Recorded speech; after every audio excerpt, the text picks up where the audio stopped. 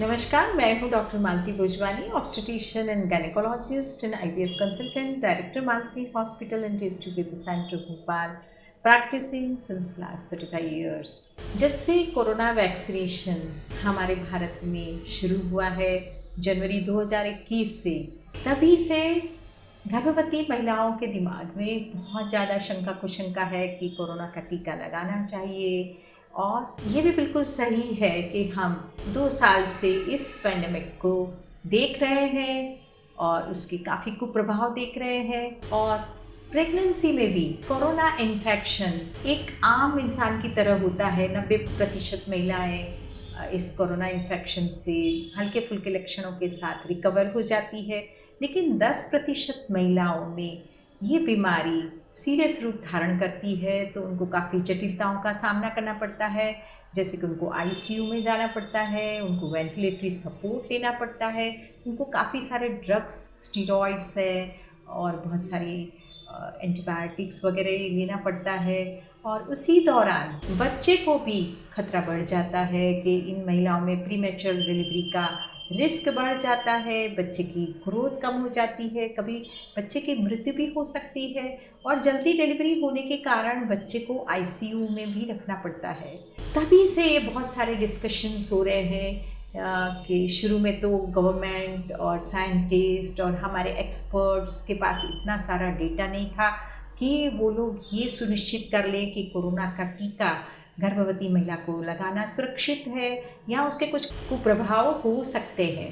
लेकिन जैसे जैसे हमारी स्टडीज़ बढ़ती गई और हमारा एक्सपीरियंस बढ़ता गया, हमारे साइंटिस्ट और हमारे डॉक्टर्स, हमारे एक्सपर्ट्स और इवन गवर्नमेंट भी अभी इस समय में इस नतीजे पे पहुँचे हैं कि संक्रमण से ज़्यादा अच्छा है कि गर्भवती महिला का टीकाकरण कराया जाए और उसके अंदर जो एंटीबॉडीज़ प्रोड्यूस होती है वो उसका और उसके बच्चे का सुरक्षा प्रदान कर सकती है, क्योंकि बनने वाली एंटीबॉडीज़ प्लेसेंटा के माध्यम से बच्चे को भी पहुंच सकती है और उसको भी सुरक्षा दे सकती है। समझने वाली बात ये है कि जो भारत में टीका अवेलेबल है वो कोविशील्ड का टीका है और कोवैक्सीन है। Covishield serum institute of India बना रहा है और कोवैक्सीन भारत बायोटेक बना रहा है। तो ये दोनों टीकों में जैसे कि हम समझते हैं कि इसमें कोई भी लाइव वायरस का यूज़ नहीं हुआ है। जो कोवैक्सीन है उसमें वो डेड वायरस है, इनएक्टिवेटेड वायरस है कोरोना को, उसको लेके टीका बनाया गया है। और ये जब टीका शरीर में जाता है तो उसके अगेंस्ट में एंटीबॉडीज़ प्रोड्यूस करता है और कभी भी ये डिसीज़ पैदा नहीं कर सकता, क्योंकि वायरस बहुत ही वीक है। इसी तरह से कोविशील्ड का टीका भी वायरस का एक प्रोटीन कण लेके एडिनो वायरस का इस्तेमाल करके बनाया जाता है और ये भी जब शरीर में प्रविष्ट होता है तो ये एंटीबॉडीज़ प्रोड्यूस करता है, लेकिन ये बीमारी को पैदा नहीं करता है। सो मोटे मोटे तौर पे हम ये ज़रूर सुनिश्चित कर सकते हैं कि टीका लगाने के बाद ये बीमारी प्रेग्नेंट लेडीज़ में नहीं हो सकती है।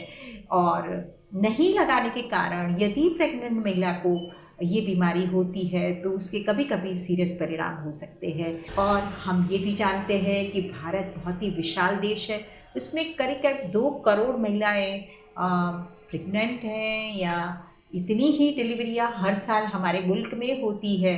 तो हमें उनको सुरक्षा चक्र प्रदान करना बहुत ही ज़रूरी है। अब जैसे ये गाइडलाइंस आए तो हमारी सोसाइटी जो है फॉक्सी, जिसे federation of obstetric and gynaec societies of India है, और हमारे आईसीएमआर है, गवर्नमेंट की भी गाइडलाइंस आ गई है कि आप ये टीकाकरण सभी गर्भवती महिलाओं को होना बहुत ही ज़रूरी है। और उसमें ख़ास तौर पे जो हाई रिस्क गर्भवती महिलाएं जैसे कि वर्किंग डॉक्टर्स हैं, फ्रंटलाइन वर्कर्स हैं, हेल्थ केयर वर्कर्स हैं, पैरामेडिकल स्टाफ है, कुछ महिलाएं ऑफिस में जाके काम करती है, मीडिया में काम करती है, पुलिसकर्मी है, इन सभी के लिए गर्भावस्था के दौरान सुरक्षा प्रदान करना बहुत ही इम्पॉर्टेंट है। ये हाई रिस्क में आते हैं।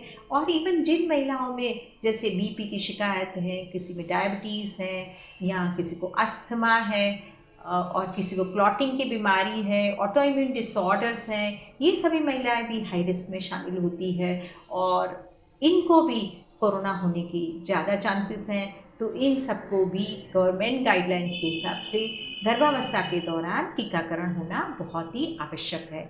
अब हम ये समझते हैं या ये सवाल आते हैं गर्भवती महिलाओं की तरफ से कि डॉक्टर गर्भावस्था के कौन से स्टेज में टीका लगाना चाहिए, फर्स्ट 3 मंथ्स में लगाना चाहिए, नहीं लगाना चाहिए, कब लगाना चाहिए। तो गाइडलाइंस में ये दिया गया है कि आप कभी भी शुरू के 3 महीने में भी टीका लगा सकते हैं, दूसरे 3 महीने में भी लगा सकते हैं और तीसरी तिमाही में भी टीका लगा सकते हैं। ऐसा कोई हार्ड एंड फास्ट रूल नहीं बना कि आपको इस टाइम पे टीका नहीं लगाना है। यदि आपने टीका लगवा लिया और आपका प्रेगनेंसी टेस्ट पॉजिटिव हो गया तो डॉक्टर हमें क्या करना चाहिए। तो इस बारे में ये पाया गया है कि टीकाकरण के बाद यदि प्रेगनेंसी पॉजिटिव आती है तो आपके शिशु को कुछ भी नुकसान होने की या जन्मजात विकृति होने की संभावना ना के बराबर है और आपके भी मिसकैरेज होने के चांसेस इक्वल है जितना कि जनरल पॉपुलेशन में होता है और आपकी प्रेगनेंसी में जटिलता या कॉम्प्लिकेशन होने के चांसेस भी ना के बराबर है। इसलिए आपने पहला टीका लगवा लिया है, उसके बाद आपने गर्भधारण किया है, तो आपका जब भी दूसरे टीके का टाइम आए आप वो जरूर लगवा लें। अब कुछ महिलाओं का ये सवाल होता है कि डॉक्टर हमें कोरोना इन्फेक्शन हो चुका है तो हमें गर्भावस्था में टीका लगाना चाहिए या नहीं। यदि आपको कोरोना इन्फेक्शन हो चुका है, आप रिकवर हो चुके हो और आपको करीब करीब 3 मंथ्स पास हो चुके हैं, 3 महीने के बाद आप ये कोरोना का टीकाकरण करवा सकते हैं। इसी तरह से डिलीवरी होने के बाद आप कब करवा सकते हैं टीकाकरण। यदि आपकी डिलीवरी हो चुकी है, आप स्तनपान करा रहे हैं तो भी आपको ये टीका लेना चाहिए। बड़े मोटे मोटे तौर पे हम ये कहेंगे कि आप डिलीवरी कर चुके हैं और आपको थोड़ी वीकनेस लग रही है तो डिलीवरी के 1 हफ्ते के बाद आपको या डिलीवरी के किसी भी टाइम के बाद आप ये टीकाकरण कर सकते हैं। और ब्रेस्ट फीडिंग मदर्स में ये भी फ़ायदा है कि जो आपके एंटीबॉडीज़ हैं वो ब्रेस्ट मिल्क के ज़रिए आपके बच्चे में जाएंगे और आपका बच्चा भी कोरोना इन्फेक्शन के अगेंस्ट में सुरक्षित रहेगा। अब कुछ महिलाओं का ये भी सवाल होता है कि डॉक्टर हमको टिटनस का टीका लगना है, हमें फ्लू का टीका लगना है, तो हम कैसे करें। तो जब भी वैसे गवर्नमेंट गाइडलाइंस में ये दिया गया है कि आप दोनों टीके एक साथ लगवा सकते हैं। आप टिटनस का टीका एक हाथ में लगवा सकते हैं और दूसरे हाथ में आप कोरोना का टीका लगवा सकते हैं, तो इसमें कोई भी प्रॉब्लम नहीं है। लेकिन फिर भी आपके मन में कुछ शंका है तो आप 2-3 दिन के गैप के बाद लगा सकते हैं। और साथ में आपको फ्लू का टीका लगना है या टी-डैप या टिटनस, डिप्थेरिया और पर्टूसिस का टीका लगना है तो भी आप ये टीका लगवा सकते हैं। इसमें कोई भी डरने की कोई भी बात नहीं है। अब हम ये समझते हैं कि गर्भवती महिलाओं के दिमाग में ये होता है कि हम टीकाकरण करवाएंगे और हमें कुछ तेज बुखार हुआ, बीमारी हुई तो हम क्या करेंगे। जब भी आप टीका लगवाते हैं तो ये समझने वाली बात है कि आपको थोड़ा हल्का फुल्का बुखार आ सकता है, आपको शरीर में वीकनेस लग सकती है, हाथ पाँव में दर्द भी हो सकता है और थोड़ी थकान भी लग सकती है। तो टीकाकरण के बाद में ये 2-3 दिन में हर सब चीज़ें बिल्कुल ठीक हो जाती है। तो आप बिल्कुल इससे डरिए मत, आप टीकाकरण करवाएं और उस दौरान आप ज़्यादा रेस्ट करें, आप हल्का फुल्का काम करें, ज़्यादा एक्सरसाइज ना करें और खान पान अपना सही रखें और साथ में अपना हाइड्रेशन अच्छा रखेंगे तो टीके का कुछ भी कुपरिणाम या दुष्परिणाम होने की संभावना ना के बराबर है। अब हम बात करेंगे कि गवर्नमेंट का जो ये प्रोग्राम है टीकाकरण का, ये ग्रामीण इलाकों में भी शुरू हो गया है। तो वहाँ पे क्या गाइडलाइंस है। ग्रामीण इलाकों में ये कहा गया है कि यदि महिला की हाई रिस्क परिस्थिति है, जैसे मैंने बताया कि उसका वजन ज़्यादा है, उसको डायबिटीज़ है, हाई बीपी है या कोई भी मेडिकल डिसऑर्डर्स हैं और यदि पैरामेडिकल वर्कर को ये लगता है कि ये हाई रिस्क पेशेंट है तो हमें उस पेशेंट को किसी गवर्नमेंट हॉस्पिटल में या मल्टी स्पेशलिटी हॉस्पिटल में रख के टीका लगाना चाहिए और उसके बाद उसको आधा घंटा नहीं तो 2-3 घंटे का ऑब्जर्वेशन में रखना ज़रूरी हो जाता है।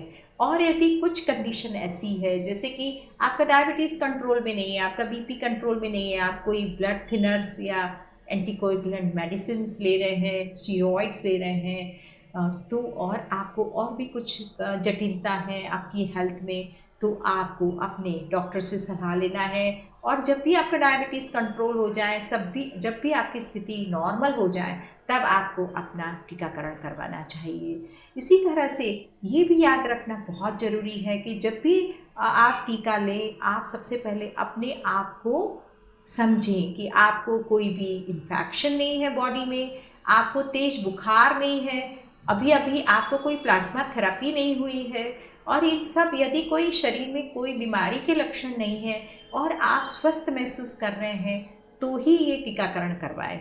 और इस टीकाकरण के लिए आपको कोविन पोर्टल पे रजिस्ट्रेशन कराना पड़ेगा, और जहाँ पे भी आप टीकाकरण करवाते हैं, वहाँ पे आपको अपनी गर्भावस्था की अवस्था का नॉलेज देना पड़ेगा, और उसके बाद आपको आधा घंटा ऑब्जर्वेशन में रखना पड़ेगा। कुछ महिलाओं में एलर्जी की हिस्ट्री होती है, एनाफिलेटिक शॉक की हिस्ट्री होती है, ऐसा कुछ होता है तो वहाँ पे डॉक्टर को आप ज़रूर बताएं। अब हम आते हैं, कुछ महिलाएं प्रेगनेंसी प्लान कर रही है, उनके दिमाग में भी कुछ शंकाएं होती है कि हम प्रेगनेंसी प्लान कर रहे हैं, हम टीकाकरण करें या ना करें। तो बिल्कुल आप वैक्सीनेशन लगवा सकते हैं, और यदि आपका बीच में प्रेगनेंसी हो जाती है तो आप दूसरा टीका अपने तय समय पे ले सकते हैं। इसी तरह से यदि आपका कोई ऑपरेशन होना है या आपको कुछ स्पेशल ट्रीटमेंट लेना है, तो भी आप 14 डेज़ का या 14 दिन का गैप लेके अपना टीकाकरण करवा सकते हैं, और कोरोना से सुरक्षित हो सकते हैं। इस तरह से गर्भवती महिलाओं के लिए लेकिन ये संदेश है कि अभी तक उनको ये गाइडलाइंस में दी गई थी कि आप गर्भावस्था में टीकाकरण नहीं करवा सकते हैं। अब गाइडलाइंस बदल गई है, और कुछ गर्भवती महिलाएं अभी भी शंकित हो रही है कि हमें टीका लगाना चाहिए या ना लगाना चाहिए। तो आखिरी में मैं ये कहना चाहूँगी कि आपको टीकाकरण ज़रूर करवा लेना चाहिए, क्योंकि इन्फेक्शन या संक्रमण होने से अच्छा है कि हम सुरक्षित हो जाए, और जो कि आपके बच्चे के लिए भी फ़ायदेमंद है और आपकी हेल्थ के लिए भी वो बहुत ही ज़रूरी है। तो मैं समझती हूँ कि टीकाकरण के बारे में आपके फिर भी कुछ डाउट्स या कन्फ्यूजन्स हैं, तो आप मेरे कमेंट बॉक्स में डाल सकते हैं, और मैं ज़रूर से इसका आंसर देने की कोशिश करूँगी। और आपको ये वीडियो पसंद आए तो आप अपने दोस्तों के साथ शेयर कीजिए। Wish you corona free pregnancy. नमस्कार, धन्यवाद।